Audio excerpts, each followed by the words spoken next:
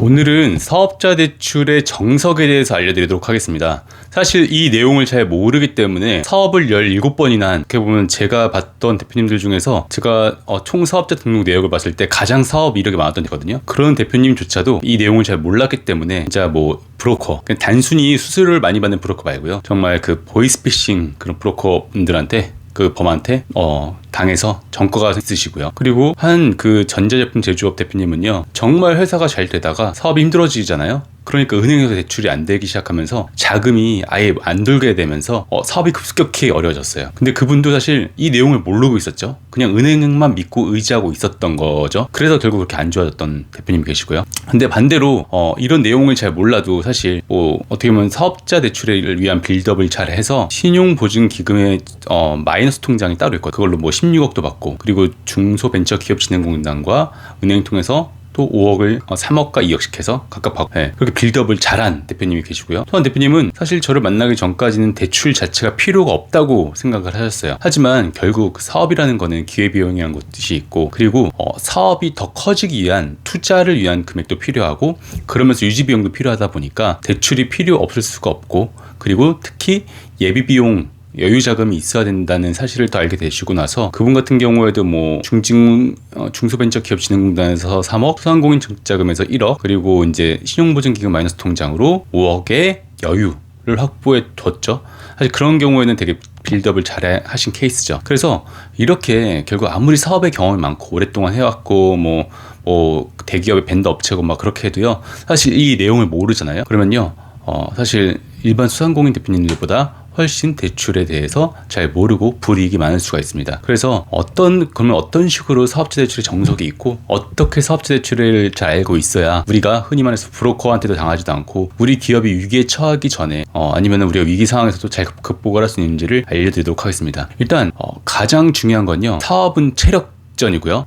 돈은 사업의 숨통입니다. 사실 그리고 돈이 있어야 사업의 체력도 더 좋아지고요. 그게 있어야 대표님도 기회를 다시 잡을 수가 있습니다. 사실 이것을 가장 잘 하려면 뭐가 필요하냐면요, 사업자 대출의 순서와 빌드업을 잘 알고 있으셔야. 근데 이거를 제가 기업마다 너무 다 다르고 세세한 것들이 많기 때문에 일일이 다른 케이스로 알려드릴 수는 없고요. 정말 큰 맥락만 알려드리도록 하겠습니다. 일단 대표님들께서는요, 기업의 신용관리 플러스 대표님의 신용관리를 하기 시작하셔야 됩니다. 절대로 저희가 뭐 대출금이 있다면은 그 이자를 밀리지 않도록 체크를 해 놓으셔야 되고, 자동이체로 항상 확인을 해 놓으셔야 돼요. 이게 생각보다 너무 중요하고요. 그 신용카드도 당연히 카드에 대한 돈을 밀리지 않도록 노력하셔야 되고요. 그리고 거기서 끝나는 것이 아니고요.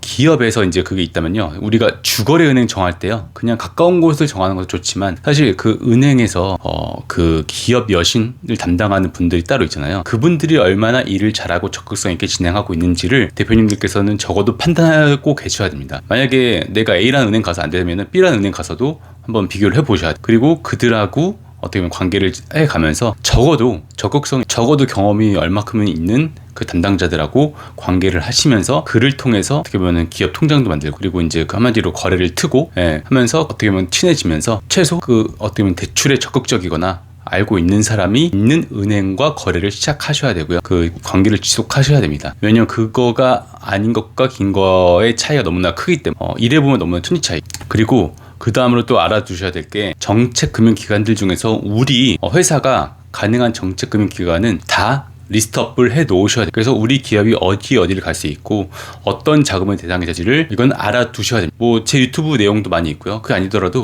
정말 정책금융기관에, 예를 들어서 신용보증기금이나 중소벤처기업진흥공단이나 기술보증기금의 고객센터에만 전화를 해봐도 그 내용은 아실 수가 있으니까요.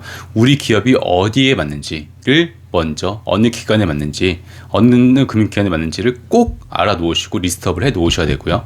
그리고 우리가 이제 그 다음에 또 중요시해야 될 게, 우리가 기본적으로 그렇게 정책자금 있잖아요. 그러면요, 직접자금이라고 해서 국가에서 직접 빌려주는 자금이 있고요. 그리고 간접자금이라고 해서 우리가 신용보증기금이나 기술보증기금 또는 신용보증재단에서 보증을 서서 은행에서 돈을 빌려주는 형태의 자금들 있잖아요. 이 부분들을 다 같이 진행을 하시되, 우리가 직접 자금이라고 하는 국가에서 직접 빌려주는 소상공인 정책자금과 중소벤처기업진흥공단의 자금은요, 기본적으로 경쟁률이 심하고, 그리고 딱 그 월마다 그 열리는 시기가 있거든요. 그러니까 우리가 그 자금의 대상이 되는 것들이 있으면은 그건 지속적으로 시도를 해보시고, 하지만 신용보증기금이나 기술보증기금이나 신용보증재단은요, 우리 회사의 전년도 결산이 끝난 시기 때를 위주로 신청을 해보시는 것이 좋습니다. 그래서 아까 말씀드린 것처럼 중소벤처기업진흥공단 소상공인 정책자금은요, 우리가 매년 1월 1일부터 그 해당 시기에 맞춰서 열리는 시기에 맞춰서 하고요. 그리고 간접보증기관이 신용보증재단이나 신용보증기금 같은 경우에는요, 우리가 결산이 우리 회사의 전년도 결산이 끝난 시기부터 트라이 하시면 좋고요. 그 전에도 미리 담당자한테 연락해서 어떻게 보면 우리는 자금이 필요하다는 것을 어필한 것이 좋습니다. 이런 식으로 어떻게 보면은 잘 순서를 짜고, 그리고 우리가 신용을 망가뜨리는 대출을 먼저 하지 않고, 그리고 이런 대출들이 끝난 다음에서야 우리가 담보 사업자 대출이나 그리고 일반 사업자 대출들, 아니면 신용을 위한 사업자 대출들을 하시면 됩니다. 그래서 우리는 결국 신용을 망가뜨리지 않고, 그리고 내가 언제나 쓸 수 있는 담보가 있으면은, 내 담보가 있으면 그 언제나 쓸 수 있는 거잖아. 그리고 내 신용이 좋다면은 그 신용 사업자 대출도 쓸 수 있는 것이고요. 그런 건 남겨두고요. 먼저 정책 자금 아니면 보증서 대출 같은 것들을 먼저 진행을 하시고, 그 다음에 그 담보나 신용을 하시는 순서가 훨씬 좋고요. 그렇게 하면요, 원래는 우리가 만약에 매출 10억이야. 근데 한 1억 대출될게 한 4, 5억 되는 케이스가 너무 많습니다. 그렇기 때문에 항상 저희는 기업을 관리할 때, 빌드업할 때 그런 식으로 하고, 실제로 그런 식으로 받고 있어서 훨씬 더 많이 받게 된 기업들이 지금 뭐 20개 넘는 기업들 대부분 다 그렇게 그 순서가 아니면 절대 그렇게 받지 못할 것들을 말이죠. 그리고 사실 여기서 끝나지 않고 더 중요한 건요, 우리가 누구 브로커 누굴 통해서 일을 할 필요 없이요, 정말 정책금융기관 또는 금융기관들이 좋아하는 순서를 알고 있는 게 되게 중요합니다. 일단은 그 기관들은요, 대표님 회사의 매출 그리고 영업이익률을 되게 중요시합니다. 사실 매출이 올라간 건 당연히 회사에 자본이 많고 자금이 많다는 거니까 좋아하고요. 그리고 영업이익률은 결국은 대표님의 손에 얹어지는 이익이 얼마인지를 알 수 있으니까, 그걸로 이자를 갖고 돈을 갚을 수 있으니까 중요하고요. 그리고 또 기업의 신용도나 대표님의 신용도도 아까 말씀드린 거기서 그치는 것이 아니라 미래성, 한마디로 대표님의 그 경력, 학력, 또는 그 회사의 자격, 회사의 인증, 회사가 어떠한 기술의 차별성이 있는지 그 미래성을 볼 수 있는 것들, 그런 것들 특허, 그런 것도 다 중요하고요. 왜냐면은 그 미래의 수익을 기대할 수 있게 만드는 것이잖아요.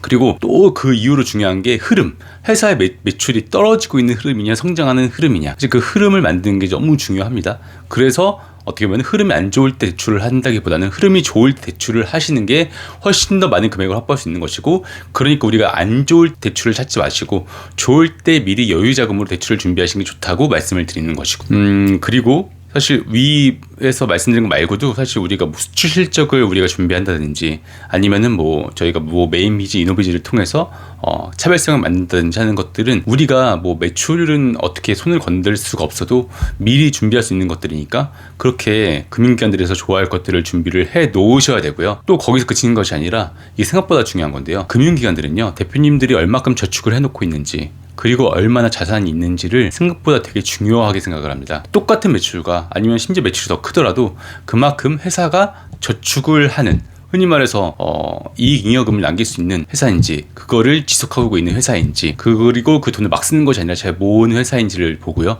그리고 특히 그런 것들 중에 대표적으로 우리가 부동산이라고 하죠. 그 사업에 예를 들어서 사업장에서 쓰는 부동산 갖고 있는지 없는지, 그게 자기 소유인지 아닌지가 척 중요합니다. 그만큼 그걸 자기 소유로 갖고 있다는 것은 대표님이 기본적으로 돈을 함부로 쓰지 않고 모으면서 자산화시킬 수 있는 사람이라는 것을 입증하는 것이고요. 그리고 두 번째로 그만큼 담보 여력이 있다는 것을 말해주는 것이고, 하기 때문에 그들은 그것을 너무 중요하게 생각을 합니다. 오늘 좀 생각보다 너무 길어져서 영상을 이렇게 마치도록 하겠는데요, 꼭 이 내용을 보시고 이 원칙을 지켜서 대표님들이 대출을 하실 때 참고사항, 중요한 도움이 되길 바라겠습니다. 이상으로 해결사 원장이었습니다.